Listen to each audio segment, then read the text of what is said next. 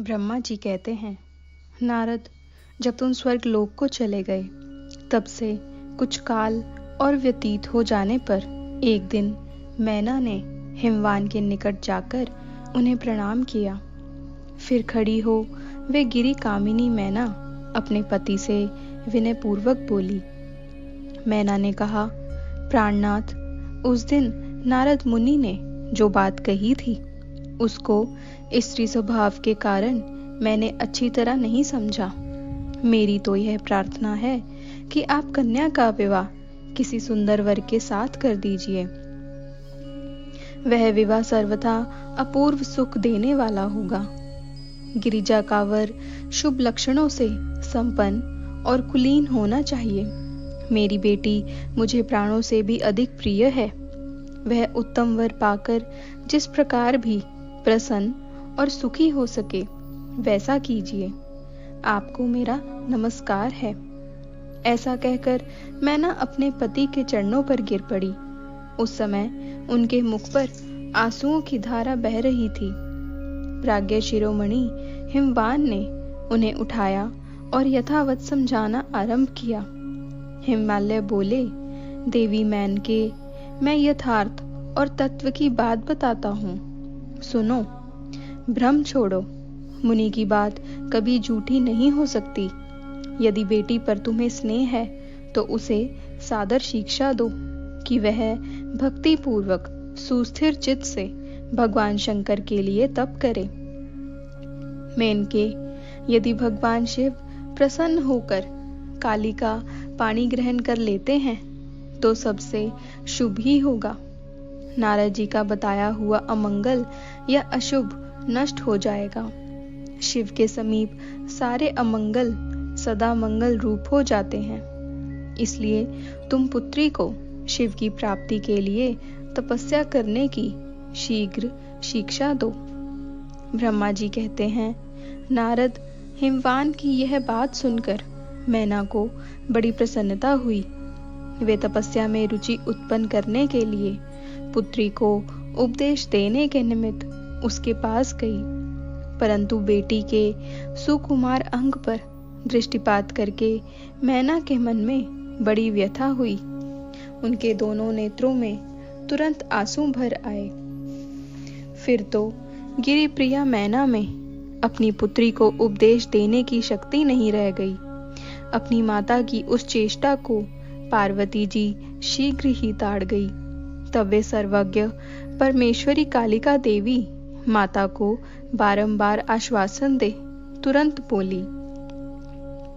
पार्वती ने कहा, माँ, तुम बड़ी समझदार हो। मेरी यह बात सुनो। आज पिछली रात्रि के समय ब्रह्म मुहूर्त में मैंने एक स्वप्न देखा है, उसे बताती हूँ। माता जी, स्वप्न में एक दयालु एवं तपस्वी ब्राह्मण ने मुझे शिव की प्रसन्नता के लिए उत्तम तपस्या करने का प्रसन्नता पूर्वक उपदेश दिया है। नारद, यह सुनकर मेनका ने शीघ्र अपने पति को बुलाया और पुत्री के देखे हुए स्वप्न को पूर्णतः कह सुनाया। मेनका के मुख से पुत्री के स्वप्न को सुनकर गिरिराज हिमालय बड़े प्रसन्न हुए और अपनी प्रिय पत्नी को समझाते हुए बोले। गिरिराज ने कहा, प्रिय, पिछली रात में मैंने भी एक स्वप्न देखा है। मैं आदर पूर्वक उसे बताता हूँ, तुम प्रेम पूर्वक उसे सुनो। एक बड़े उत्तम तपस्वी थे। नारद जी ने वर के जैसे लक्षण बताए थे, उन्हीं लक्षणों से युक्त शरीर को उन्होंने धारण कर रखा था। वे बड़ी प्रसन्नता के साथ मेरे नगर के निकट तपस्या करने के लिए आए। उन्हें देखकर मुझे बड़ा हर्ष हुआ और मैं अपनी पुत्री को साथ लेकर उनके पास गया। उस समय मुझे ज्ञात हुआ कि नारद जी के बताए हुए वर भगवान शंभु ये ही हैं। तब मैंने उन तपस्वी की सेवा के लिए अपनी पुत्री को उपदेश देकर उनसे भी प्रार्थना की कि वे इसकी सेवा स्वीकार करें, परंतु उस समय उन्होंने मेरी बात नहीं मानी। इतने में ही वहां सांख्य और वेदांत के अनुसार बहुत बड़ा विवाद छिड़ गया। तदनंतर उनकी आज्ञा से मेरी बेटी वहीं रह गई और अपने हृदय में उन्हीं की कामना रखकर भक्ति पूर्वक उनकी सेवा करने लगी। सुमुखी, यही मेरा देखा हुआ स्वप्न है जिसे मैंने तुम्हें बता दिया। अतः प्रिय, मैंने कुछ काल तक इस स्वप्न के फल की परीक्षा या प्रतीक्षा करनी चाहिए। इस समय यह उचित जान पड़ता है। तुम निश्चित समझो, यही मेरा विचार है। ब्रह्मा जी कहते हैं, मुनीश्वर नारद, ऐसा कहकर गिरिराज हिमवान और मेनका शुद्ध हृदय से उस स्वप्न के फल की परीक्षा एवं प्रतीक्षा करने लगे। देवर्षि शिव भक्त शिरोमणि, भगवान शंकर का यश परम पावन, मंगलकारी, भक्तिवर्धक और उत्तम है। तुम इसे आदर पूर्वक सुनो। दक्ष यज्ञ में से अपने निवास स्थान कैलाश पर्वत पर आकर भगवान शंभु प्रिया विरह से कातर हो गए और प्राणों से भी अधिक प्यारी सती देवी का हृदय से चिंतन करने लगे। अपने पार्षदों को बुलाकर सती के लिए शोक करते हुए उनके प्रेमवर्धक गुणों का अत्यंत प्रीति पूर्वक वर्णन करने लगे।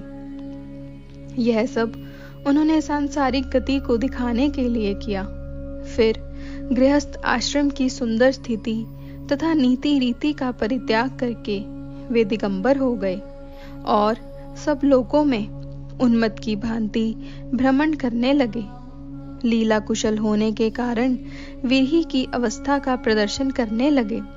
सती के विरह से दुखी हो कहीं भी उनका दर्शन न पाकर भक्त कल्याणकारी भगवान शंकर पुनः कैलाशगिरी पर लौट आए और मन को यत्न पूर्वक एकाग्र करके उन्होंने समाधि लगा ली, जो समस्त दुखों का नाश करने वाली है। समाधि में वे अविनाशी स्वरूप का दर्शन करने लगे। इस तरह तीनों गुणों से रहित हो वे भगवान शिव चिरकाल तक सुस्थिर भाव से समाधि लगाए बैठे रहे। वे प्रभु स्वयं ही माया के अधिपति निर्विकार पार ब्रह्म हैं। तदनंतर जब असंख्य वर्ष व्यतीत हो गए तब उन्होंने समाधि छोड़ी। उसके बाद तुरंत ही जो चरित्र हुआ उसे मैं तुम्हें बताता हूँ। भगवान शिव के ललाट से उस समय श्रम जनित पसीने की एक बूंद पृथ्वी पर गिरी और तत्काल एक शिशु के रूप में परिणत हो गई।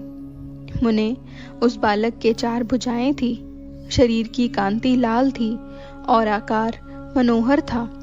दिव्य द्युति से दीप्तिमान वह शोभाशाली बालक अत्यंत दुस्सह तेज से संपन्न था। तथापि उस समय लोकाचार परायण परमेश्वर शिव के आगे वह साधारण शिशु की भांति रोने लगा। यह देख पृथ्वी भगवान शंकर से बहमान उत्तम बुद्धि से विचार करने के पश्चात सुंदरी स्त्री का रूप धारण करके वहां प्रकट हो गई।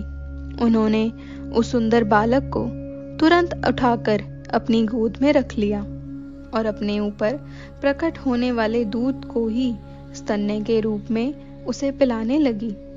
उन्होंने स्नेह से उसका मुंह चूमा और अपना ही बालक मान हंस हंस कर उसे खिलाने लगी। परमेश्वर शिव का हित साधन करने वाली पृथ्वी देवी सच्चे भाव से स्वयं उसकी माता बन गई। संसार की सृष्टि करने वाले परम कौतुकी एवं विद्वान अंतर्यामी शंभु वह चरित्र देखकर हंस पड़े और पृथ्वी को पहचान कर उनसे बोले, धरणी, तुम धन्य हो। मेरे इस पुत्र का प्रेम पूर्वक पालन करो। यह श्रेष्ठ शिशु मुझ महातेजस्वी शंभु के श्रमजल अर्थात पसीने से तुम्हारे ही ऊपर उत्पन्न हुआ है। वसुदे, यह प्रियकारी बालक यद्यपि मेरे श्रमजल से प्रकट हुआ है, तथापि तुम्हारे नाम से तुम्हारे ही पुत्र के रूप में इसकी ख्याति होगी। यह सदा त्रिविध तापों से रहित होगा, अत्यंत गुणवान और भूमि देने वाला होगा। यह मुझे भी सुख प्रदान करेगा। तुम इसे अपनी रुचि के अनुसार ग्रहण करो। ब्रह्मा जी कहते हैं, नारद, ऐसा कहकर भगवान शिव चुप हो गए। उनके हृदय से विरह का प्रभाव कुछ कम हो गया। उनमें विरह क्या था? वे लोकाचार का पालन कर रहे थे। वास्तव में सत्पुरुषों के प्रिय श्री रुद्रदेव निर्विकार परमात्मा ही हैं। शिव की उपर्युक्त आज्ञा को शिरोधार्य करके पुत्र सहित पृथ्वी देवी शीघ्र ही अपने स्थान को चली गई। उन्हें आत्यंतिक सुख मिला। वह बालक भौम नाम से प्रसिद्ध हो युवा होने पर तुरंत काशी चला गया और वहां उसने दीर्घ काल तक भगवान शंकर की सेवा की। विश्वनाथ जी की कृपा से ग्रह की पदवी पाकर वे भूमि कुमार शीघ्र ही श्रेष्ठ एवं दिव्य लोक में चले गए, जो शुक्र लोक से परे हैं।